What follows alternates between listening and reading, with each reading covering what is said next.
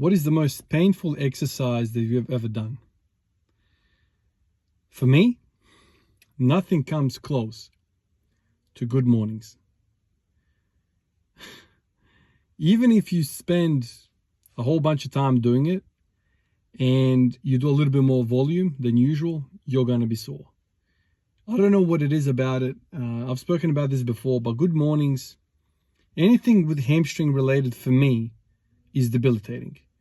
So things like RDLs, stiff-legged deadlifts, good mornings. Good mornings are the worst because your knees are relatively straight and you just copping it sweetly in the hamstrings. I did good mornings now, I reckon 3 days ago, maybe even 4 days ago. And yesterday and today, walking is a problem. Walking is a problem.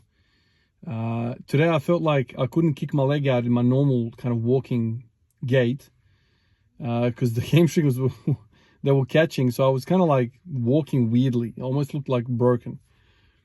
And because of all of that, get to the squat and I feel much weaker, much weaker. Yesterday and today I felt weaker because if you see how I squat, I'm very kind of posterior dominant, so I'm leaning a lot.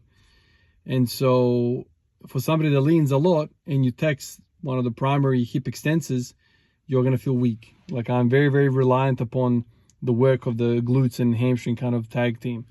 And once you text them, then you're in kind of big trouble. But I want to do them again. I wanted to do them today again before I woke up this morning. And then I realized it was going to be a tough day today.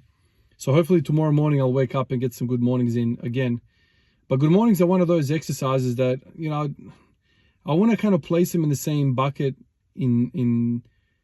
with rows, barbell rows, in the sense that, no, rows don't produce the soreness, but rows tax your system weirdly.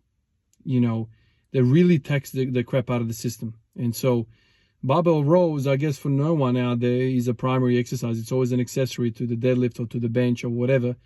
So it's always like an accessory lift for most people out there. And it's such a dominant accessory lift that it costs you on the primary lift. So it's kind of like one of those things where you really have to be careful how many points you spend in the barbell row, because you're going to start taking away from the primary stuff. It's kind of like when people talk about protein powder, you know, milkshakes and whatever. They're like, oh, it's really great. But sure, it's supposed to be a supplement. It's not supposed to be replacement.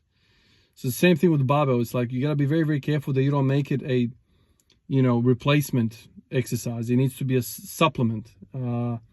With good mornings, it's kind of like that. You know, if you overdo it, and I did minimal work with good mornings like 3 days ago, whatever it was, and I'm taxed big time. So if you overdo it, you can't deadlift, you can't squat, you can't do any freaking lower body exercise if you really do good mornings. Now, I know Louis Simmons and the West Side Boys and a lot of the guys, the greats from back in the day, they swore upon the good mornings. And I remember Louis saying that a lot of his sessions was simply 2 exercises: box squats and good mornings. That's all he did for a large chunk of time.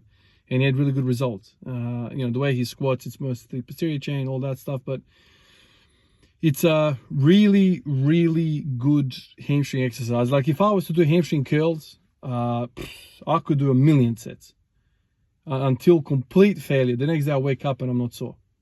It's because of that eccentric loading that absolutely murders us.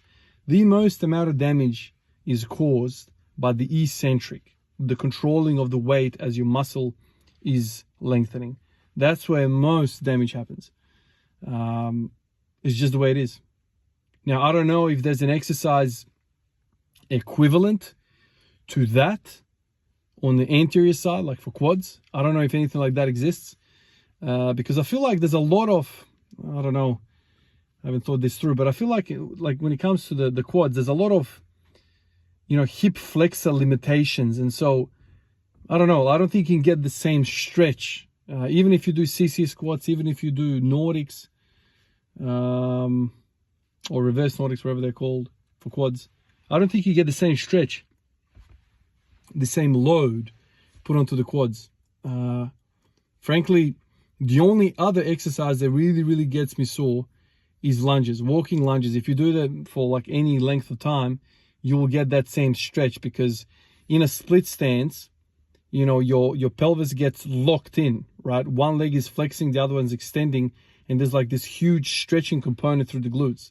You know, you're kind of rooting yourself with two opposite sides, and the pelvis can't go anywhere. It's kind of, you know, you're not going into your pelvis or posterior till you're locked in into this like neutral position, and then the muscle is forced to stretch. I feel like if you were to do reverse Nordics, or if you were to do sissy squats, there's always a component of lower back rounding, and you kind of like let go of the muscle. You kind of give slack to the system. Whereas with good mornings, you're locked in. That bar's on your back, and yeah, there's nothing you can do to get out of it. It kind of like pins you down. Great exercise. Really, really great exercise. You mix that up with wide stance squats, and you have yourself a recipe for weakness destruction, for me at least. My hamstrings are, I don't know, I want to say they're weak visually. They're not very large, and the anterior pelvic tilt makes them all stretched out, so maybe that's part of the reason. But a lot of you guys have said to me, there's no way hamstrings are weak if you can do 265. I don't know. Like, when I say weak, I'm not saying in absolute sense. I'm talking in relativity to other structures of my body. And you guys know I'm always fluctuating between the diagnosis being that I'm weak in the quads, and then next day I'm weak in the hamstrings. I'm always kind of fluctuating as I'm gathering data from all these movements that I'm doing. It's like some days I feel like the hamstrings are weak. Sometimes I feel like quads are weak. I don't know what it is, man. But I'll keep at it. I'll keep smashing everything and see what starts to work. So far, the wide stance squats are making me the most progress, I feel. My hips are feeling great. That's always the key. And also, you know, I'm hitting some nice PRs with this, you know, 210, you know, SSB squat, which is always nice. But anyway, that's it for me from tonight. Tomorrow, let's get these good mornings. Hopefully I have a nice sleep and I wake up tomorrow fresh. If I don't, it's really impossible, you know, to do good mornings on really, really sore hamstrings. You know, I think you're asking for trouble at that point. But anyway, appreciate you guys. I'll catch you in the next one. Peace out.